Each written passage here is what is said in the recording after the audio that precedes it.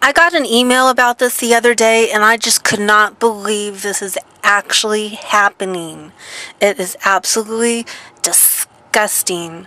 Some teens in rural America are now self-inducing abortions with chemicals intended to abort livestock. According to the American Animal Hospital Association warning, its state officials in Wisconsin contacted the district school nurse, who verified that the district has received reports of this abuse. This situation underscores the need for veterinarians to remain vigilant about storing, distributing, prescribing, and using veterinary products that can pose human health risks, the advisory said. Brown blamed it on parents' lack of communication with their children. We are currently in a meltdown situation with regard to the kinds of communication parents are having with their children, she said. The parents no longer are truly in charge of their children. They have surrendered control to the public school system.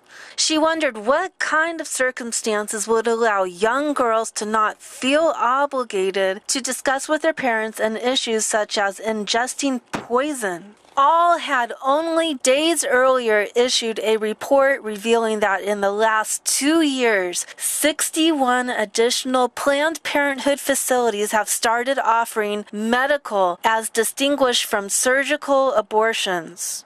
Quoting Celebrate Life, editor Stephanie Hopping, Brown noted veterinary medicine abortions illustrate that decriminalized abortion does not stop highly dangerous abortion methods like this.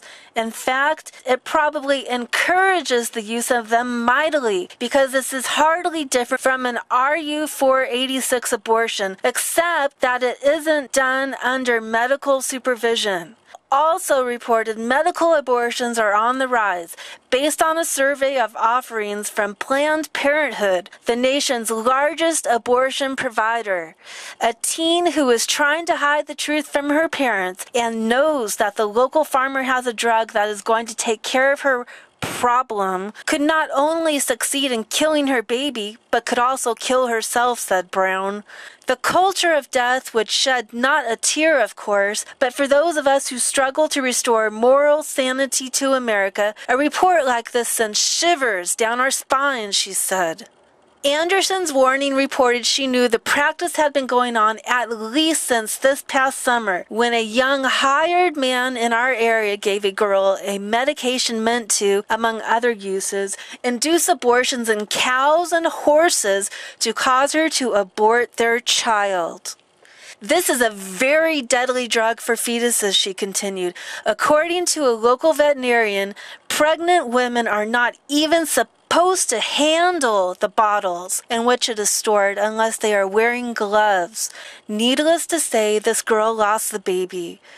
The drug consists of a high concentration of hormone, so human ingestion of it is not poisonous to the girls, but it is deadly to the developing fetus and has potentially deadly consequences for the girls.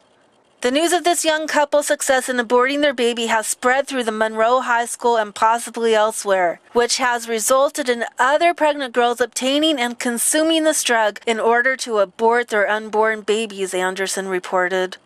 Some of the girls who are taking the drug are much further along in their pregnancies than the original girl. This is resulting in life-threatening complications for the pregnant girls, which the drug successfully results in the placenta pulling away from the uterine wall, the baby being starved, the baby then dying, which results in spotting and uterine contractions followed by an abortion of the baby.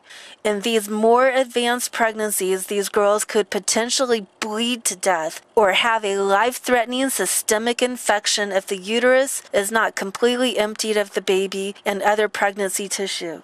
In addition, one physician said that there could be clotting issues because of this drug. She warned girls, and obviously their babies, are going to be dying because of this. Babies have already died because of it. If this is going on at our high school, chances are that it is happening at other high schools as well, especially in rural agricultural areas. Unsuspecting parents and anyone else who might be in a position to help these girls and stop this deadly practice need to be aware of this drug abuse among area teens, Anderson said. Get the powerful bestseller, The Marketing of Evil by David Kupelian, and discover the incredible truth of how abortion has been sold to Americans with wall-to-wall lies and deception. Also, please visit abort73.com. Thanks for watching this video. I am not trying to encourage anybody to do this. I'm not trying to give information out to people to encourage any person who's pregnant to do this.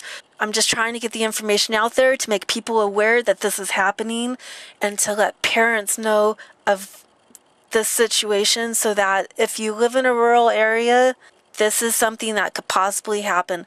Please talk to your kids about sex. Talk to them about being responsible for their actions instead of taking the easy way out. Pregnancies for anybody is not easy.